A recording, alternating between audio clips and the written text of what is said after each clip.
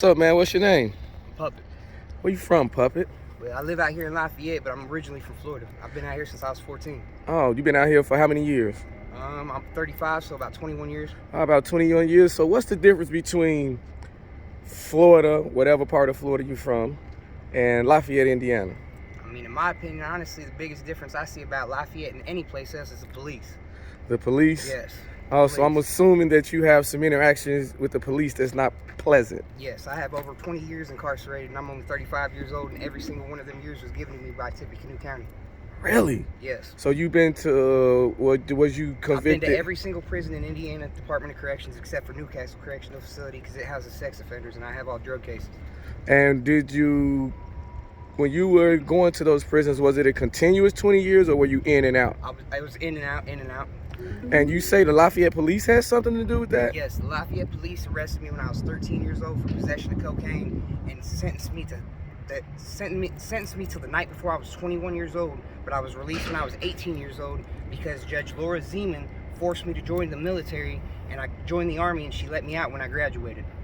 Oh, and when she let you out, when you graduated, when you came home, was your life different? Or yeah, it was a lot different. I was institutionalized at an early age, then put in a town that's filled with nothing but drug use, not really gang banging, but gang violence, because we got a lot of outer city groups that come in here, try to set up shop and whatnot. It's a messed up place. It's like right in the middle of Indianapolis and Chicago. It's a center point for a lot of drug activity, a lot of prostitution. It's a cesspool for a lot of despondents. And you say you got incarcerated, most of your cases were drug cases. Yes. At any point were you a victim of the drug use? Yes, I was a drug addict. I am a drug addict. I'm currently not using. I'm clean and sober right now. But I do currently live a sober lifestyle, and like I said, I was just recently released 6 weeks ago. Oh, you just got out from Indiana State Prison at Michigan City. Damn. Yes, sir. Oh my goodness. So you fresh on the street experiencing it all again. Yep.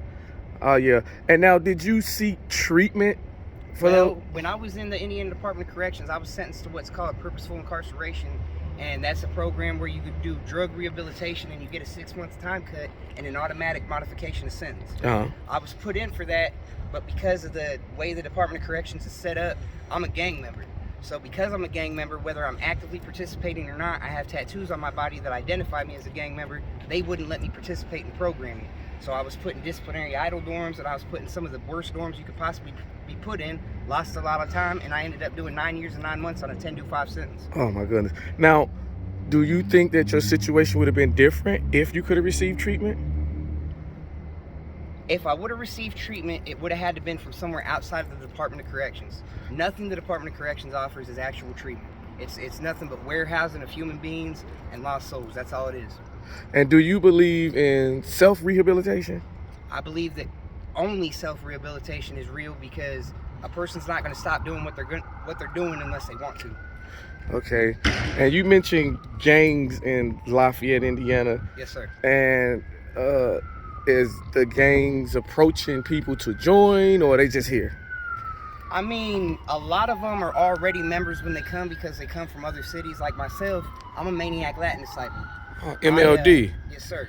Yeah. And I became a Maniac Latin disciple when I was 13 years old. Not here in Lafayette. I have cousins and stuff that live out in Chicago, Illinois, and Waukegan, Illinois. And that's where I became a member at. But I don't gangbang anymore. I am what I am. I'll always be that, but I don't gangbang anymore. I try to just live a respectful lifestyle and try to just live a grown man life, and just trying to stay free.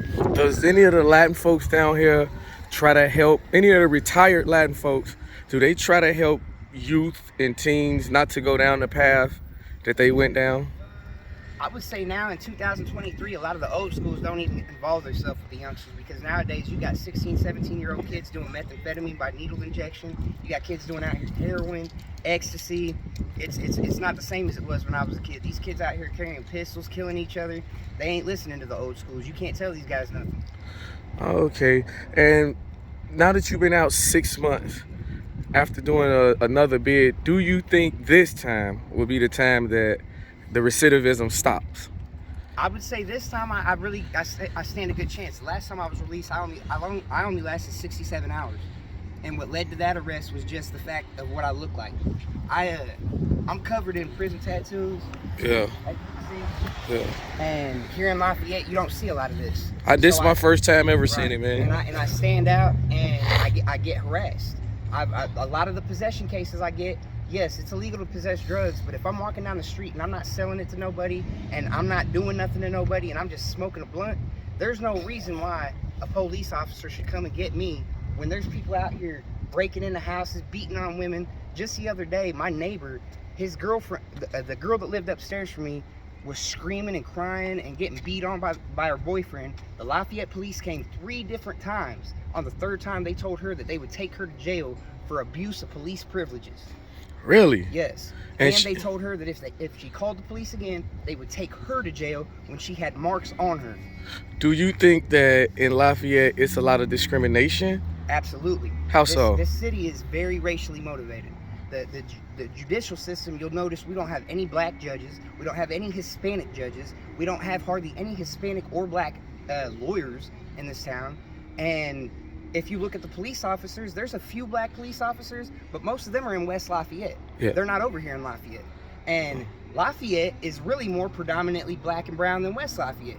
But the law enforcement's predominantly white. And it's not like back in the 40s or nothing, but there's still a racial presence here in Lafayette for sure. Mm-hmm. And do you think the fact that you, again, I'm bringing it up again, just got released, do you think you will be able to find employment? Oh yes, absolutely. That's one thing that nobody can say. All these guys that get released from prison to say I can't get a job, that's a lie. I don't currently have a job, but I am seeking employment. I'm currently participating in the Valley Oaks program. What is that? The Valley Oaks program, they help you get into like counseling, drug rehabilitation, mental health counseling, all kinds of stuff. They help you find housing, employment, all kinds of stuff. And I'm doing that. And I'm really not rushing into employment because my grandma's supporting me right now. And I'm really just trying to get back into normal living. I've never lived out here as an adult. Okay, and speaking of that, over the years, did you have any children? I do have one child in Milwaukee, Indiana. It's a son named Sean. He's 9 years old. Do you have a relationship? No, I don't, sir. And why is that? Because I've been incarcerated. And does the Department of Correction have any programs to help you keep, develop, or stay in tune with your children? If you already have an established relationship with your child, there are programs like Inside Outside Dad. But as far as things to help seek a relationship with your child, no, they don't offer that. All right. And will you try to develop a relationship with your 9-year-old? Absolutely. I was adopted, so I didn't have either one of my birth parents in my life, but I was raised from 12 days old to now, you know what I'm saying, as the child of 2 wonderful parents. They're both deceased now. But yes, I would love to have a relationship with my child. And do you have a religious background? Yes, my father was a Methodist minister. My mother was a United Methodist Christian Education Director, actually right here at Trinity United Methodist Church here in Lafayette, Indiana. Oh, I know where that's at. Yep. All right. Well, Puppet, I hope that your situation gets to where you want it. Thank you for the interview. Let's Appreciate get the your time. 765 back to right, y'all. Hell yeah. Have a good day, All bro. right, y'all.